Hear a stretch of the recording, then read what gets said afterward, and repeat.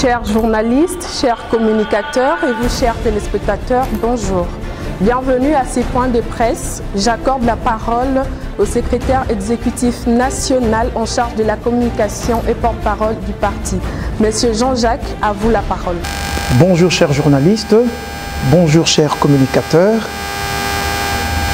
Je vous remercie énormément de vous prêter à cet exercice avec mes collaborateurs qui sont derrière moi aujourd'hui pour parler de ce parti qui m'est très cher, qui nous est très cher.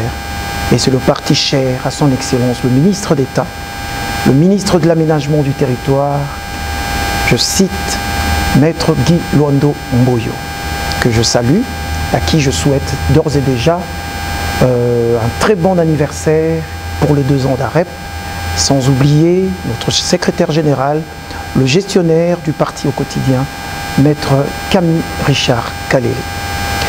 Sans plus tarder, j'aimerais partager avec vous ce moment de bonheur, ce moment de festivité, pour échanger avec vous autour des questions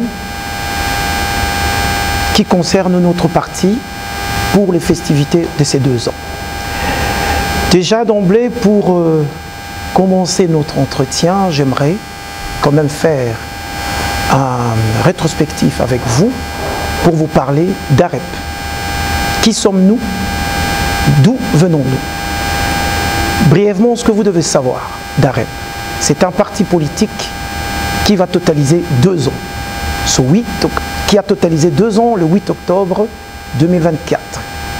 Alors, ce beau parti qui est venu de l'initiative d'une personne qui est l'autorité de référence que j'avais citée auparavant, Maître Guy Luando Mboyo, qui a eu cette magnifique idée de mettre ensemble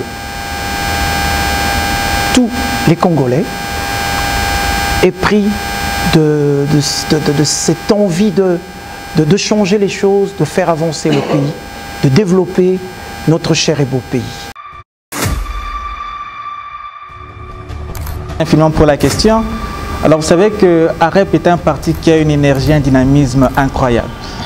Vous avez vu le nombre de jeunes qui sont présents sur ce plateau, c'est incroyable de voir combien AREP place les jeunes au sein de sa politique, au sein de ses démarches, au sein de chacune de ses actions. Moi je vous le dis parce que d'ailleurs, on va éviter d'être théorique, on va vraiment descendre dans la pratique. Prenons des exemples concrets. Vous savez qu'aujourd'hui AREP a le plus jeune sénateur de la République, le sénateur Moïse Ekumbo, et que AREP l'a accompagné lors de la campagne qu'il avait récemment au bureau. Il a postulé au poste de questeur et c'était le plus jeune. C'était incroyable de voir le dynamisme, la force et l'énergie qu'il y avait autour de lui. Et il n'y a pas que lui. Vous allez vous rendre compte qu'on va commencer par l'initiateur lui-même. Non mais il a encore du temps. Les cheveux blancs sur sa tête, ne vous inquiétez pas, c'est encore rien. Il est dans la quarantaine.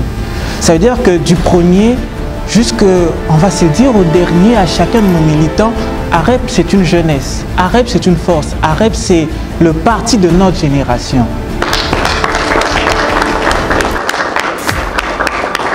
Alors, à l'idée de savoir si AREP utilise les jeunes comme les autres partis, moi je vous dirais non. Nous qui sommes à AREP, nous voyons, nous savons comment nous sommes valorisés dans tout ce que nous faisons, partout où nous œuvrons, de voir combien AREP nous tend la main, AREP nous pousse, AREP nous motive, AREP nous éclaire. Alors, lorsque je m'assois, je me dis que si un jeune cherche un parti politique, il ferait bien de venir à AREP. Agissons pour la République, agissons pour la République, à nous de bâtir le Congo de demain, l'Okito Yasikae.